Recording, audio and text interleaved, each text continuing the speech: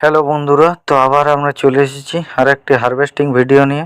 তো এই যে আমার বাড়ির উঠানে প্রচুর টমেটো গাছ হয়েছে। এই যে টমেটো তুলে নিচ্ছি, বড় বড় টমেটো হয়েছে এই উঠানে, বাড়ির উঠানে এবং ছাদে এত টমেটো হয়েছে যে গাছগুলোকে একদম ঠেক দিয়ে দিয়ে রাখতে হচ্ছে। আর যেহেতু মার্চ মাস পড়ে গেছে, তাহলে এই টমেটো গাছগুলোর বয়সও হয়ে গেছে, প্রচুর টমেটো আগে তোলা হয়েছে।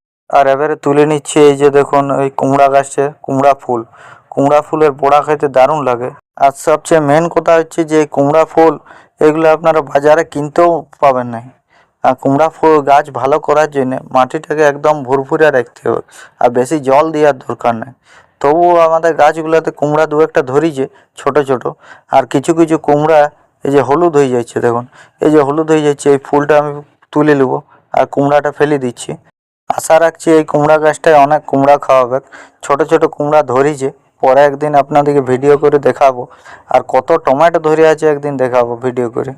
আর বেশি যত ফুল হোক কুমড়া পোড়া খেতে তত ভালো লাগবে।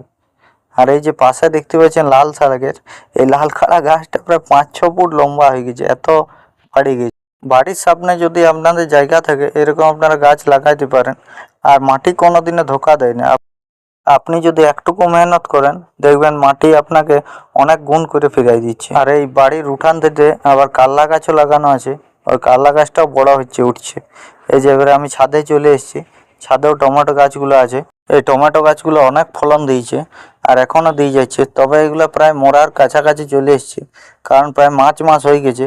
আর হয়তো 1 মাস বড় জোর ফলন দিবে। তাই যেগুলো আছে এই যে লাল হয়ে একদম পাইকে আছে, সেগুলো আমি তুলে নেবো আস্তে আস্তে। আর দেখুন লঙ্কা গাছ আছে, বেগুন গাছ আছে, এগুলোও ফলন দেবে। গ্রীষ্মকালে ছাদে সবজি চাষ করা একটু কষ্টকর, কিন্তু তবুও যদি আপনি ভালো করে পরিচর্যা করতে পারেন অবশ্যই ছাদে অনেক আপনি ফলন পাবেন। আর একটা গাছে প্রচুর ফলন দেয়, যে কোনো, সেটা বেগুন গাছ হোক বা টমেটো গাছ হোক, লঙ্কা গাছ হোক, যাই গাছ হোক। এবং কত সুন্দর টমেটো ধরে আছে, একটা গাছে অনেক টমেটো ধরেছে এবং লাল হয়ে একদম পাকে আছে টমেটোগুলো। আর আপনাদের যদি এই ভিডিওটা ভালো লাগে থাকে তাহলে এটা নতুন চ্যানেল, সাবস্ক্রাইব করে পাশে থাকবেন। আর পরের ভিডিওতে আমি দেখাবো যে এক একটা গাছে কত ফলন দিচ্ছে, সেটা যাই গাছ হোক। ওইদিকে আরেকটা লাউ গাছ আছে, লাউ গাছটায় মানে প্রচুর লাউ ধরে আছে, এই যে দেখুন।